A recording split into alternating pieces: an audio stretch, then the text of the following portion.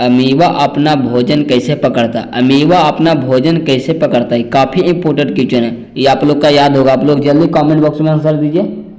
आप लोग जल्दी कमेंट बॉक्स में के तड़का लगाइए जल्दी जल्दी। ये काफ़ी इंपॉर्टेंट क्वेश्चन है दोस्तों। ये 2024 में पूछा जाएगा क्वेश्चन, तो आप लोग जल्दी आंसर दीजिए। अमीबा अपना भोजन कैसे पकड़ता है?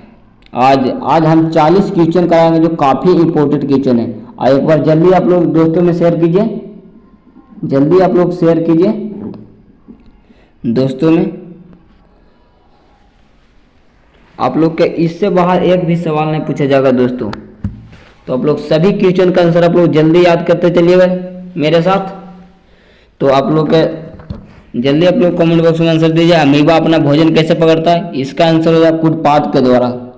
यह भी कभी आप लोग को याद होना चाहिए, नहीं याद है तो। दूसरा नंबर सवाल है कि कौन सा एंजाइम वसा पर क्रिया करता है? वसा पर क्रिया करता है मतलब वसा का पाचन करता है। तो इसका आंसर क्या हो जाएगा? लाइपेज। करेक्ट आंसर सी हो जाएगा। आप लोग याद करते चलिएगा, ये सब काफ़ी इंपॉर्टेंट क्वेश्चन है दोस्तों। आप लोग दोस्तों में एक बार जल्दी सेंड कीजिए। तीसरा नंबर सवाल है कि किस प्रकार के श्वसन से अधिक ऊर्जा मुक्त होता? किस प्रकार के श्वसन से अधिक ऊर्जा मुक्त होता? इसका आंसर अब वायवीय हो जाएगा। वायवीय करेक्ट आंसर ये हो जाएगा। 4 नंबर सवाल है, ये भी काफी इंपॉर्टेंट है। मछली का श्वसनांग है। मछली का श्वसनांग जो अपने श्वसन किसके द्वारा लेता मछली? तो इसका आंसर होगा गिल्स के द्वारा। करेक्ट आंसर बी हो जाएगा। 5वां नंबर सवाल है कि आधुनिक वर्त नियम के अनुसार तत्वों को गुणधर्म निम्नलिखित में किसके अवर्त फलक होते हैं? इसका आंसर परमाणु संख्या के। करेक्ट आंसर डी हो जाएगा। 6 नंबर सवाल है कि आधुनिक वर्त सारणी की क्षैतिज कतारों के निम्नलिखित में क्या कहलाती है? इसका आंसर हो जाएगा अवर्त हो जाएगा। करेक्ट आंसर है। सभी VVI क्वेश्चन है दोस्तों। आप लोग सभी क्वेश्चन को जल्दी आप लोग याद कर लीजिए। आप लोग का याद होना चाहिए आप लोग का। अब ज़्यादा दिन एग्जाम का नहीं है, आप लोग सभी क्वेश्चन का आंसर आप लोग जल्दी रट लीजिए। आप लोग इससे बाहर एक भी सवाल ना पूछा जाएगा। 7वां नंबर सवाल है कि लोहे के फ्राइंग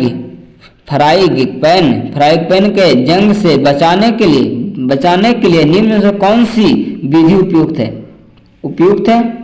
इसका आंसर है उपयुक्त सभी। जिंक लगाकर, पेंट लगाकर, जिंक पर चढ़ाकर। करेक्ट आंसर डी हो जाएगा। इनमें से सभी हो जाएगा। 8वां नंबर सवाल है कि निम्नलिखित में किस धातु को चाकू से आसानी से काटा जाता है? चाकू से आसानी से काटा जाता है। इसका आंसर सोडियम हो जाएगा। करेक्ट आंसर बी हो जाएगा। 9 नंबर सवाल है कि निम्नलिखित में कौन गैस चूने के पानी को दूधिया कर देता है? इसका आंसर होगा CO2 हो जाएगा। करेक्ट आंसर सी हो जाएगा। 10 नंबर सवाल है कि टाइटेनिक अम्ल निम्नलिखित में किस में पाया जाता है? टाइटेनिक अम्ल किस में पाया जाता है? इसका आंसर होगा इमली में पाया जाता है, और केला में पाया जाता है, और अंगूर में पाया जाता है। आप लोग सभी याद कर लीजिएगा। 12 नंबर सवाल है कि जिंक तथा सल्फ्यूरिक अम्ल के बीच अभिक्रिया से निम्नलिखित में से कौन सी गैस निकलती है? इसका आंसर होगा H2 निकलती है। करेक्ट आंसर सी हो जाएगा। 13 नंबर सवाल है कि वैद्युत प्रतिरोधकता का ऐसा मात्रक होता है? इसका आंसर ओम मीटर होता है। ओम मीटर। करेक्ट आंसर डी हो जाएगा। आप लोग कमेंट बॉक्स में आंसर भी देते चलिएगा दोस्तों। और अंत में आप लोग बताइएगा कितने क्वेश्चन आप लोग सही किए। आप लोग 40 में 40 सही कर दें तो आप लोग 450 2024 में अंक प्राप्त कर सकते हैं। तो आप लोग जल्दी इस क्वेश्चन का आप लोग रट लीजिए। इससे बाहर एक भी सवाल आप लोग से पूछा नहीं जाएगा।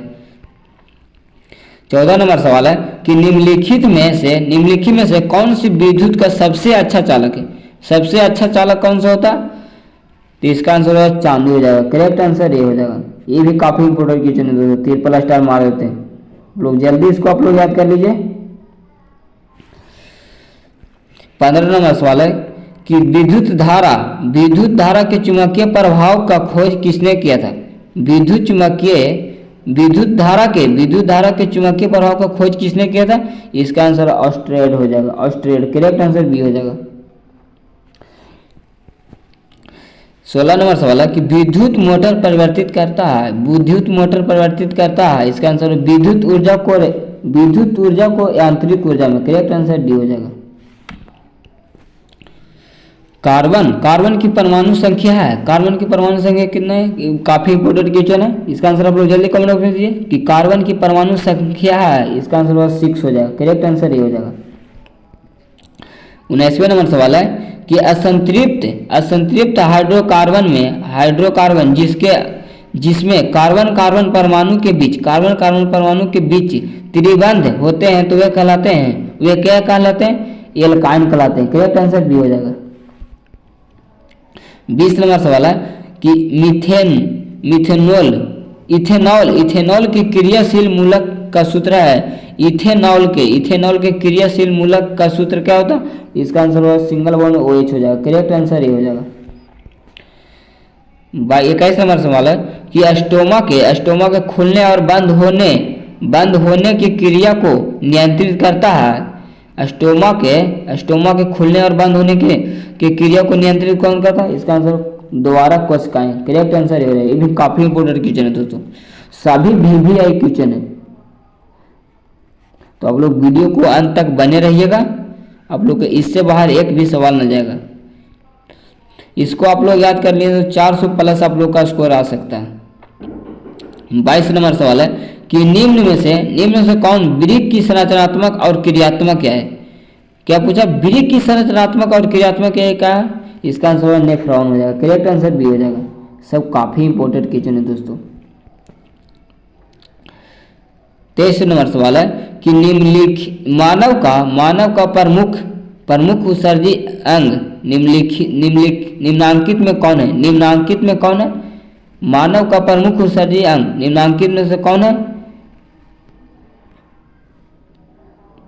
क्या पूछा? मानव का प्रमुख उत्सर्जी अंग निम्नांकित में कौन है? मानव का प्रमुख उत्सर्जी अंग निम्नांकित में कौन है? इसका आंसर वृक्क हो जाएगा। करेक्ट आंसर ये हो जाएगा। सब काफी इंपोर्टेंट क्वेश्चन है दोस्तों। एंड्रोजन क्या है? इसका आंसर होगा नर लिंग हार्मोन होता है। नर लिंग हार्मोन। करेक्ट आंसर ये हो जाएगा। 25 नंबर सवाल है कि जब किसी अभिक्रिया के समय किसी पदार्थ में ऑक्सीजन की वृद्धि होती है तो निम्नलिखित में क्या कहा जाता है? इसका आंसर उपापचय हो जाएगा। करेक्ट आंसर ये हो जाएगा। अम्ल का पीएच मान होता है। क्या होता है? इसका आंसर आप लोग कमेंट बॉक्स में दीजिएगा। इसका आंसर आप लोग जल्दी कमेंट बॉक्स में दीजिए कि अम्ल का पीएच मान होता है। इसका आंसर आप लोग जल्दी कमेंट बॉक्स में दीजिए। 27 नंबर सवाल है कि धोने का सोडा का आणविक सूत्र है। धोने का सोडा का आणविक सूत्र क्या होता है? ये काफी इंपोर्टेंट क्वेश्चन है दोस्तों। इसका आंसर आप लोग जल्दी याद कर लीजिए। ये बार बार एग्जाम में पूछा जाता है कि धोने का सोडा का आणविक सूत्र क्या होता है? इसका आंसर होगा Na2CO3 10H2 हो जाएगा। करेक्ट आंसर सी हो जाएगा। आप लोग जल्दी एक बार कॉपी में नोट कर लीजिए। करेक्ट आंसर सी हो जाएगा। 28 नंबर क्वेश्चन है कि मधुमक्खी का डंक एक अम्ल छोड़ता है जिसके कारण दर्द एवं जलन का अनुभव होता है। यह अम्ल क्या होता है? मिथेनोइक अम्ल होता है। मिथेनोइक अम्ल। करेक्ट आंसर ये हो जाएगा। 29 नंबर सवाल है कि आयोडीन की कमी से कौन सा रोग होता है? आयोडीन की कमी से कौन सा रोग होता है? इसका आंसर होगा घेंघा होता है। घेंघा रोग होता है। करेक्ट आंसर ये हो जाएगा। ये आप लोग का याद होगा। आप लोग सभी क्वेश्चन को आप लोग एकदम जल्दी याद कर लीजिए। 30 नंबर सवाल है कि निम्न में से कौन पिट्यूटरी ग्रंथि से निकलने वाला हार्मोन है? पिट्यूटरी ग्रंथि से कौन सा हार्मोन निकलता है? इसका आंसर एंड्रोजन निकलता है। करेक्ट आंसर डी हो जाएगा। अमीबा में लैंगिक जनन किस विधि के द्वारा होता है? अमीबा में अलैंगिक जनन अमीबा में अलैंगिक जनन किस विधि के द्वारा होता है? ये काफी इंपॉर्टेंट क्वेश्चन है दोस्तों, इसका आंसर आप लोग कमेंट बॉक्स में दीजिएगा। इसका आंसर आप लोग जल्दी कमेंट बॉक्स में दीजिए कि अमीबा में अलैंगिक जनन किस विधि के द्वारा होता है। इसके बाद अगले क्वेश्चन की ओर चलते हैं कि फूल का कौन सा भाग फल बनाता है? फूल का कौन सा भाग फल बनाता है? इसका आंसर अंडाशय हो जाएगा। करेक्ट आंसर सी हो जाएगा। 33 नंबर सवाल है कि निम्नलिखित में कौन लेंस का आवर्धन एम होता है? निम्नलिखित में कौन लेंस का आवर्धन एम होता है? इसका आंसर V/I हो जाएगा। करेक्ट आंसर डी हो जाएगा। 34 नंबर सवाल है कि निम्नलिखित में कौन नेत्रकारहीन भाग होता है? नेत्रकारहीन भाग कौन होता है? इसका आंसर परितारका। करेक्ट आंसर सी हो जाएगा। 35 नंबर सवाल है कि वायुमंडल में प्रकाश के किस वर्ण का प्रकीर्णन अधिक होता है? किस वर्ण का प्रकीर्णन अधिक होता? इसका आंसर नीला हो जाएगा। करेक्ट आंसर बी हो जाएगा। और अधिक किस का वर्णन अधिक पूछा, अगर कम पूछेगा तो लाल हो जाएगा। तो आप लोग दोनों क्वेश्चन का आंसर आप लोग जल्दी याद कर लीजिए। 36 नंबर सवाल है कि प्रकाश की किस घटना के कारण सूर्य में हमें वास्तविक सूर्योदय से लगभग 2 मिनट पूर्व दिखाई देने लगता है। इसका आंसर वायुमंडलीय अपवर्तन में। करेक्ट आंसर बी हो जाएगा। 37 नंबर सवाल है हमारे घरों में जो विद्युत आपूर्ति की जाती है वो क्या? 220 वोल्ट के प्रत्यावर्ती धारा। 220 वोल्ट की प्रत्यावर्ती धारा। करेक्ट आंसर सी हो जाएगा। सब काफी इंपॉर्टेंट क्वेश्चन है दोस्तों। 39 नंबर सवाल है कि गर्म जल प्राप्त करने के लिए हम सौर जल तापक का प्रयोग किस दिन नहीं कर सकते? इसका आंसर बादलों के दिन में। करेक्ट आंसर बी हो जाएगा। 40 नंबर सवाल है कि निम्न में से कौन सा ऊर्जा स्रोत ऊर्जा का व्युत्पन्न नहीं है? क्या पूछा? निम्न में से कौन सा ऊर्जा स्रोत और ऊर्जा के व्युत्पन्न नहीं? ऊर्जा का व्युत्पन्न नहीं है क्या था? पवन ऊर्जा हो जाएगा। करेक्ट आंसर बी हो जाएगा।